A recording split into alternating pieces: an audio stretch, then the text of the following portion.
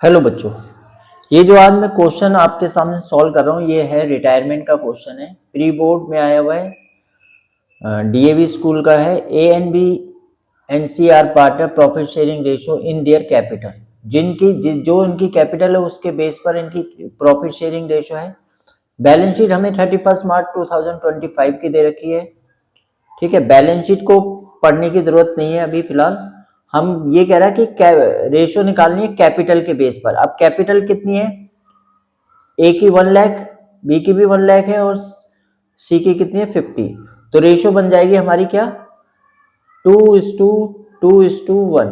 अगर हम 50,000 से डिवाइड करेंगे 50,000 1, ये 1 पे जाएगा, ये 2 पे और ये 2 पे, तो 2:1 की रेशियो आ गई। इन्होंने सी को रिटायर किया है।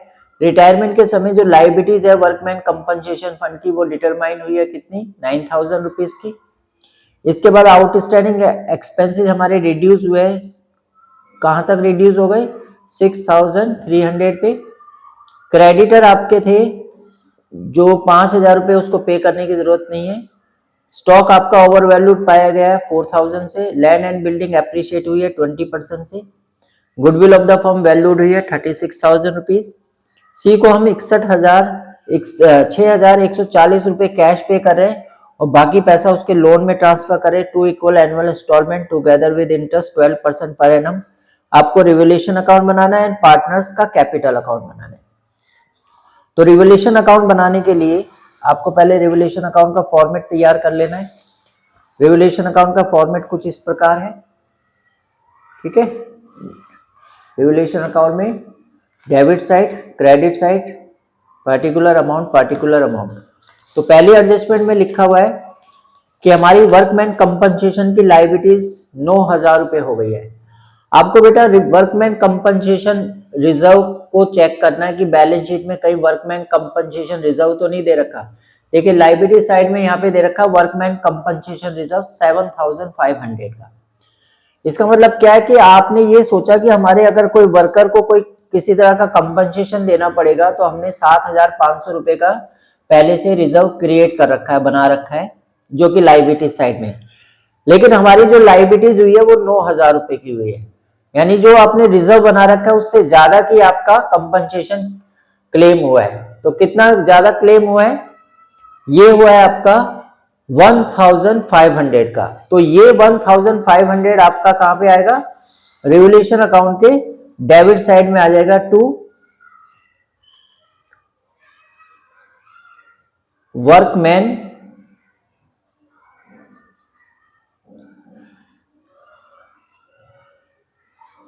कंपनसेशन अकाउंट के नाम से कितना 1,500। जब भी वर्कमैन कंपनसेशन के ऊपर एडजस्टमेंट आ जाए बेटा तो आपको चेक क्या करना है, बैलेंस शीट में चेक करना है कि पहले से कोई रिजर्व या कोई फंड तो नहीं दे रखा वर्कमैन कंपनसेशन फंड का। अगर है तो आपको चेक करना है कि जो क्लेम हुआ है वो उससे ज्यादा है या कम है। अगर ज्यादा होगा तो जितना भी ज्यादा वो रिवोल्यूशन के डेबिट साइड में आ जाएगा। इसके बाद दे रखा है एक्सपेंसेस जो आपके आउटस्टैंडिंग बैलेंस शीट में दे रखे हैं। देखिए आउटस्टैंडिंग एक्सपेंसेस कितने दे रखे हैं बैलेंस शीट में, 8,500। ये घटकर कितने हो गए, घटकर देखो 2 लिखा हुआ है, यानी ये जो 8,500 है अब उसको आपने 6,300 ही पे करना है। तो इसमें आपका कितने रुपए का फायदा हुआ है, 2,200 रुपए का आपको प्रॉफिट हुआ है। जब भी आपकी लायबिलिटीज रिड्यूस होगी तो ये रिवोल्यूशन के क्रेडिट साइड में आएगा, किस नाम से आएगा, आउटस्टैंडिंग एक्सपेंसेस अकाउंट के नाम से। कितने रुपए, 2,200 आपका ये प्रॉफिट हो गया। इसके बाद आपका स्टॉक जो दे रखा था, इसके बाद एक क्रेडिटर के ऊपर, एक क्रेडिटर है आपका जिसको आपने 5,000 पे करने की अब रिक्वायरमेंट नहीं है। लिखा हुआ है out of the creditor 1 creditor of ₹5,000 one not to be paid. अब उसको पे करने की जरूरत नहीं है। अगर आपके क्रेडिटर जो 17,500 रुपए के हैं, अगर आपको ये पता लग जाए कि 5,000 को पे करने की अब जरूरत नहीं है, तो आपके क्रेडिटर इससे क्या होगा, रिड्यूस हो जाएंगे, कम हो जाएंगे, तो ये भी आपके लिए क्या है, प्रॉफिट है। तो बाई क्रेडिटर्स अकाउंट के नाम से कितने रुपए आ जाएगा, 5,000 रुपीज का आपका ये प्रॉफिट है, ये 5,000 रुपीज आपका यहां पे आएगा। ठीक है। अब इसके बाद आता है बेटा आपका स्टॉक ओवर वैल्यूड है। जो बैलेंस शीट में आपने स्टॉक 84,000 रुपीज दिखा रखा है, अगर आपको ये पता लग जाए कि ये रियल में 84,000 नहीं 80,000 था, तो आपको ये कम करना पड़ेगा। तो जब भी आपकी कोई एसेट्स ओवर वैल्यूड हो, तो बेटा याद रखना, अगर अमाउंट है तो जितना अमाउंट आपको दे रखा है वही आपके लिए लॉस है। जितना अमाउंट आपको दे रखा है वो आपके लिए क्या है, लॉस है। तो स्टॉक अकाउंट के नाम से आपका कितने रुपए, 4,000। लेकिन मान लो आपको परसेंटेज दे रखा हो कि 10% ओवर वैल्यूड है या 5% ओवर वैल्यूड है, तो आप क्या करेंगे, 80,400 इंटू 10% है तो 10/110 ओवर वैल्यूड बाई परसेंटेज होगा, तो परसेंटेज बटे 100 प्लस परसेंटेज कर देना। अगर अंडर वैल्यूड है परसेंटेज से, तो आपको परसेंटेज बाई 100 माइनस परसेंटेज करना है। ओवर वैल्यूड में नीचे 100 में प्लस करना होता है, और अंडर वैल्यूड में 100 से क्या करना होगा, आपको माइनस करना होगा। यहाँ पे अमाउंट दे रखा था इसलिए लिख दिया हमने, अमाउंट ही है। लैंड एंड बिल्डिंग आपकी अप्रिशिएट हुई है 20% से। अब लैंड एंड बिल्डिंग देखिए क्या है, लैंड एंड बिल्डिंग हमारी एसेट्स है, 65,000 रुपए की बिल्डिंग है। अब 65,000 का 20% होता है बेटा 13,000 रुपए।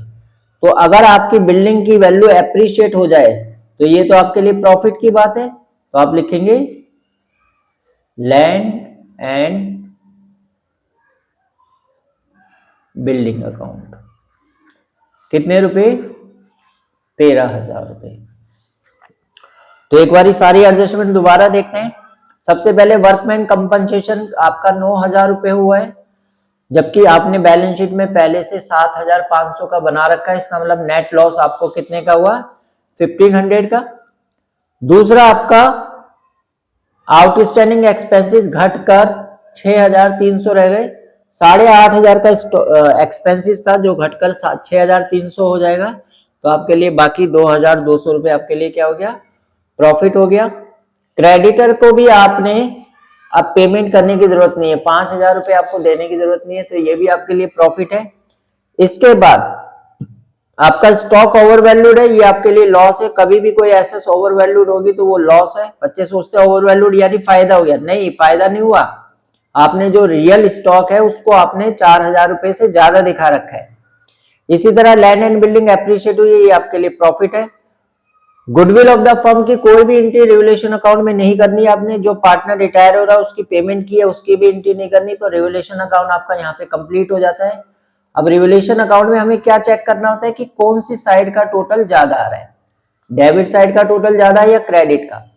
अगर डेबिट का ज्यादा तो लॉस होगा, क्रेडिट का ज्यादा तो प्रॉफिट होगा। अब यहाँ पे देखिए क्रेडिट साइड में क्या क्या है, 13,001 है, 5,001, 13, 5, 18, 18 और 2 20, 20,200 रुपए क्रेडिट साइड का टोटल है। 20,200 रुपए क्रेडिट साइड का टोटल ज्यादा है आपका, तो यानी प्रॉफिट हुआ, गेन हुआ। तो इसको हम क्या लिखेंगे, to gain transfer to capital accounts. और किस किस पार्टनर में ट्रांसफर करने हैं आपको, पार्टनर है आपके पास ए, बी और सी। टोटल कितना गेन हुआ, अब देखिए इसमें से यहां पे क्या करना है, हमने टोटल करना है 0 0 5 में क्या ऐड करें कि 2 हो जाए, तो 7 ऐड कर देते हैं। 5 और 7 22 का 12 का 2 हासिल लगा 1, 4 और 1 5 और 1 हासिल का 6। 6 में क्या ऐड करें कि वो 0 बन जाए, तो 6 प्लस 4 कितना हो जाएगा 10। 10 से क्या हुआ आपका एक कैरी आ गया, और एक में क्या ऐड करें कि 2 बन जाए, तो एक में 1 ऐड करें। तो आपको टोटल प्रॉफिट हुआ है 14,700 रुपए का। अब 14,700 रुपए को अगर हम एक पर्टिकुलर रेशो हमारे पास क्या है 2 2 1 में बांटे तो इनका सबका टोटल कितना हो गया 5। तो 14,700 रुपए को अगर हम 5 से डिवाइड करते हैं तो 5 दूनी 10 और 5 45, 2 बज गया, 5 चौक 20, तो ये आ गया 2940 रुपए। तो इसका आ गया 2940। इसका डबल करेंगे 0, 4 दूनी 8, 9 दूनी 18 का 8 हासिल लगा 1, 2 2 दूनी 4 और 1 5, और ऐसे ही 5 8 8 0। अगर आप इसका टोटल करते हैं तो 0 देखो 0, 8 दूनी 16, 4 20 हासिल लगा 2, और 8 तिया 24, 25, 26, 27, 7 हासिल लगा 2, 5, 10। ये ठीक है। तो ये आपका 14,700 रुपए को आपने 2:1 की रेशो में डिवाइड किया, तो आपने डिवाइड करने पे आ गया 5,880, 5,880 एंड 2,940। देखिए यहाँ पे एक सबसे इंपॉर्टेंट बात ये दे रखी थी, जो प्रॉफिट शेयरिंग रेशो है वो उनकी कैपिटल के बेस पर है। तो जब भी कैपिटल के बेस पे होगी तो जो कैपिटल आपको दे रखी है उसके बेस से हम रेशो निकाल लेंगे। रेशो क्या बनेगी 2:1। अगर 50,000 से सबको डिवाइड करेंगे 2:1 बन जाएगी। अगर रेशो ना दे रखी हो तो इक्वल मानते हैं, ठीक है। रेवोल्यूशन बनाने के बाद आपका दूसरा काम होता है पार्टनर्स का कैपिटल अकाउंट। इसमें दो ही चीजें पूछी है, एक आपको रेवोल्यूशन अकाउंट और पार्टनर्स का कैपिटल अकाउंट। तो यहाँ पे रिटायरमेंट में जो पार्टनर रिटायर हो रहा है बेटा उसको आप एक सर्कल बना लीजिए। सी रिटायर हो रहा है तो हम सी को एक सर्कल में रख लेंगे ताकि आपको पता रहे। कैपिटल अकाउंट कैसे स्टार्ट करते हैं? कैपिटल अकाउंट को स्टार्ट करने का तरीका, सबसे पहले इनके ओपनिंग बैलेंस उठाएंगे। जो लायबिलिटी साइड में होगा तो हम लिखेंगे by balance BD 1 lakh, B का भी 1 लाख है, और सी जो रिटायर हो रहा है उसका 50,000 है। बैलेंस उठाने के बाद बेटा दूसरा काम होता है बैलेंस शीट को साफ करना। बैलेंस शीट को साफ करने का मेरा मतलब है बैलेंस शीट में पड़े हुए अनडिस्ट्रीब्यूट प्रॉफिट, अनडिस्ट्रीब्यूट रिजर्व, गुडविल, उन्हें क्या करना ओल्ड पार्टनर में ओल्ड रेशो में डिस्ट्रीब्यूट कर देना।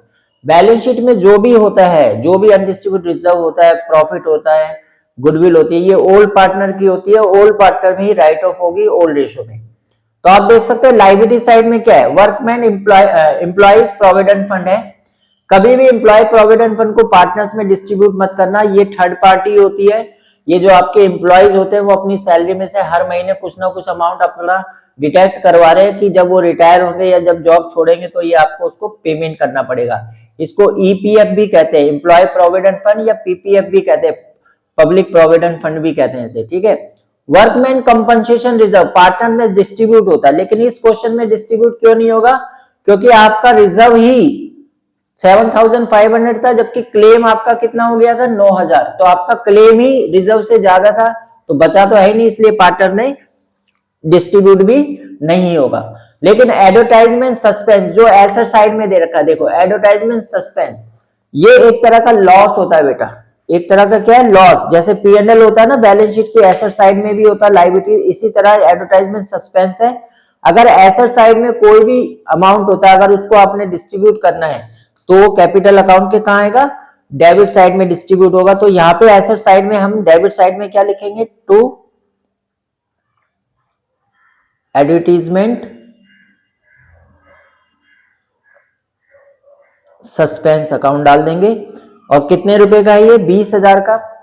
2:1 की रेशो में करेंगे तो 5 हो गया, 20 को 5 से तो 4, तो 4 दूनी 8, 8,000, 8,000 और 4,000। इस रेशो में हम लोग इसको डिस्ट्रीब्यूट करेंगे। तो होता क्या है बैलेंस शीट में, सबसे पहले कैपिटल अकाउंट बनाते वक्त सबसे पहले आपको पार्टनर्स के रिजर्व कैपिटल के बैलेंस लिखने हैं, बैलेंस शीट को साफ करना है, डिस्ट्रीब्यूट प्रॉफिट रिजर्व को डिस्ट्रीब्यूट कर देना है। उसके बाद आपको क्या करना है बेटा, रिटायरमेंट के अंदर हर रिटायरमेंट के क्वेश्चन में कोई भी ऐसा क्वेश्चन नहीं होगा जिसमें ये काम आपको नहीं करना पड़ेगा। तो ये वर्किंग नोट आपको स्टार्ट कर देना है, और बिगर इसके आप कोई भी रिटायरमेंट का क्वेश्चन करने की सोचोगे तो हो सकता है आपका क्वेश्चन गलत हो जाए। तो पहला वर्किंग नोट क्या है, आपको आपकी ओल्ड रेशो दे रखी होगी जो भी ए बी सी, यहाँ रिटायरमेंट को इनकी ओल्ड रेशो क्या है वो लिखिए। ओल्ड रेशो है 2:2:1। फिर आप ये देखिए न्यू रेशो क्या है, क्वेश्चन में न्यू रेशो का मेंशन नहीं होता तो बेटा आपकी जो न्यू रेशो है वही आप, जो ओल्ड रेशो है वही आपकी क्या हो जाएगी, न्यू रेशो हो जाएगी। तो सी तो रिटायर हो रहा है, तो ए और बी की न्यू रेशो क्या आ जाएगी, वही 2:1 2:2 आ जाएगी। इसको आप छुपा दीजिए, देखिए न्यू रेशो क्या मिलेगी आपको, 2:2 ही मिलेगी। तो जब भी आपकी ओल्ड रेशो और न्यू रेशो सेम आ जाए, देखिए यहाँ पे ओल्ड रेशो और न्यू रेशो क्या है, सेम है, तो आप गेनिंग रेशो कैलकुलेट मत कीजिए, आपकी गेनिंग रेशो भी यही आएगी। अब आप कहेंगे जी गेनिंग रेशो क्यों निकाल रहे हैं, तो गेनिंग रेशो बेटा हम इसलिए निकाल रहे हैं क्योंकि जो पार्टनर रिटायर हो रहा है वो अपने हिस्से की गुडविल फर्म से वापस लेके जाएगा। एडमिशन के समय आप गुडविल मांगते हैं, लेकिन रिटायरमेंट के समय आपको गुडविल उसको वापस करनी पड़ेगी। तो वैल्यूड गुडविल कितनी है आपकी, इस सवाल में वैल्यूड गुडविल आपको दे रखी है 36,000 रुपीज। वैल्यूड गुडविल कितनी है, 36,000 की है। अब इसमें जो पार्टनर रिटायर हो रहा है उसके हिस्से की गुडविल निकालेंगे, गुडविल ऑफ सी शेयर, सी के शेयर की गुडविल कैसे निकालेंगे, 36,000 और सी का शेयर क्या है 1/5, 7×5 35, 5×2 10, कितना आ गया 7,200 रुपए। अब इस 7,200 को हम क्या करेंगे, उन पार्टनर से लेंगे जिसको गेन हो रहा है। तो गेन किसको हो रहा है भाई, डेफिनेटली जब सी फर्म से रिटायर होगा तो गेन होगा ए और बी को, तो ए और बी इस गुडविल को पे करेंगे किसे, सी को। तो A is capital account debit, B is capital account debit to C is capital account. तो 7,200 रुपए को गेनिंग रेशो आपकी क्या है 1:1 में जब बांटेंगे तो 3,600 रुपए ये दे रहा है, 3,600 रुपए ए देगा, 3,600 रुपए बी देगा। अब इसकी एंट्री पोस्टिंग देखिए क्या है, आपने पढ़ा होगा 11th में क्वांटिटी, क्वांटिटी क्या होती थी, जो दोनों तरफ इफेक्ट करती थी। अब ये ट्रांजैक्शन जो है ये फर्म के दोनों साइड इफेक्ट करेगी। क्यों करेगी इफेक्ट, आप देख सकते हैं यहाँ पे कि जब पार्टनर रिटायर हो रहा है तो उसके हिस्से की गुडविल कौन कौन पे कर रहा है, यहाँ पे कर रहा है एक आपका ए, तो ए की कैपिटल डेबिट हो रही है, तो ए की कैपिटल के डेबिट साइड में लेकिन नाम किसका लिखेंगे, सी का। तो to C capital account bracket में आप गुडविल लिख दीजिए।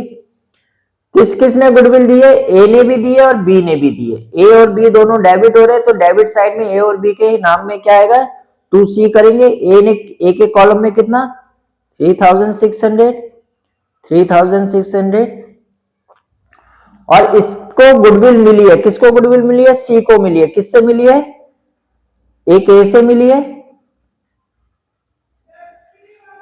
कितनी मिली है 3,600 और एक उसको गुडविल मिली है बी से 3,600। ये आपकी ट्रीटमेंट ऑफ गुडविल की जर्नल एंट्री है। पूरे रिटायरमेंट के क्वेश्चन में कोई भी ऐसा क्वेश्चन नहीं होगा जिसमें आपको ये काम ना करना पड़े, बिगर इसके आपका रिटायरमेंट का कोई भी क्वेश्चन पॉसिबल नहीं है। तो बेटा इस एंट्री को आप अच्छी तरह समझ लीजिए, जब भी कोई पार्टनर फर्म से रिटायरमेंट लेता है तो सबसे पहले आप उसकी ओल्ड रेशो लिखिए, न्यू रेशो लिखिए। अगर ओल्ड और न्यू सेम है तो आपकी गेनिंग रेशो भी वही आ जाएगी, अदरवाइज आप गेनिंग रेशो निकालते हैं कैसे, new ratio minus old ratio. फिर वैल्यूड गुडविल में जिस पार्टनर को रिटायर कर रहे हैं उसके शेयर की गुडविल निकालिए और उस गुडविल को गेनिंग पार्टनर को डेबिट करके और रिटायरिंग पार्टनर को क्रेडिट करके आप एंट्री पास कर देंगे। अब इसके बाद बेटा आपको क्या देखना होता है, बैलेंस शीट आपने साफ कर दी है, ठीक है, आपने गुडविल की एंट्री कर दी। अब देखिए रिवोल्यूशन से क्या हुआ था, रिवोल्यूशन से या तो प्रॉफिट होगा या लॉस होगा। अब इस क्वेश्चन में तो प्रॉफिट हुआ है, गेन हुआ है, तो हम इस गेन को हम यहां लिखेंगे बाय रिवोल्यूशन अकाउंट, ब्रैकेट में गेन लिख देंगे। कितना गेन हुआ है 5,880 और इसका है 2,940। इसके बाद क्या लिखा हुआ है, जो पार्टनर रिटायर हो रहा है उसको हम कह रहे हैं कि भाई हम अभी आपको 6,140 रुपीज अभी पे करेंगे और बाकी पैसा आपके लोन में ट्रांसफर कर देंगे और उस लोन पे हम इंटरेस्ट देंगे आपको 12% पर एनम का। तो जो पार्टनर रिटायर हो रहा है उसको हमने कितने रुपए पे कर दिए, अभी के अभी हमने उसको कैश दे दिया कितना 6140 का, और बाकी पैसा उसके लोन में ट्रांसफर कर रहे हैं, तो ये आ जाएगा टू सीज लोन अकाउंट। अब ये बाकी पैसा कैसे कैलकुलेट करेंगे, तो आप इसका टोटल कीजिए। देखिए 10,000 सॉरी 1,05,000 1,05,880, इसका भी 1,08,80, और इसका आ गया 50, और चलो 0,4 12 और 9 आपका 21 हो गया, हासिल 2 6 7 8 9 10 0, और ये आ गया आपका 60,000। हाँ जी, तो ये आ गया 60,140, 1,05,880, 1,05,880। तो अब देखिए हमने 60,140 में से 4,000 उसका क्या है सस्पेंस, और 10,000 ये टोटल मिला के 10,140 ले लिया, तो बाकी कितना पैसा बच गया इसका 50,000। ये आपका आ गया उसके लोन अकाउंट में। और बाकी पार्टनर्स का आपको क्या करना बेटा, बैलेंस सीडी निकाल लेना है, बैलेंस सीडी निकालना है बैलेंसिंग फिगर से। और ये अमाउंट कितना आएगा, तो देखिए यहाँ पे 80 हमें चाहिए, तो 80 आपको रखना है, और 6 ये 0 8 बनाना है 6 को, तो 2 रख देंगे, आपके पास बच गया क्या, कोई रिमाइंडर नहीं है इसका। 11 को आपने 5 बनाना है, तो 4 रखेंगे, और 1,04,000 सॉरी 4 ये 9 आएगा, एक कैरी का भी है, ठीक है। सेम अमाउंट इसका भी यही आएगा 94,280, ठीक है। तो बेटा इस तरह से ये क्वेश्चन आप सॉल्व करेंगे। 6 मार्क्स का क्वेश्चन आया था, ये रिटायरमेंट का क्वेश्चन है। होप आपको ये क्वेश्चन समझ में आया होगा। प्लीज चैनल को लाइक कीजिए, सब्सक्राइब कीजिए और शेयर कीजिए। आगे भी मैं आपको इस तरह के क्वेश्चन सॉल्व करवाता रहूंगा। Thank you.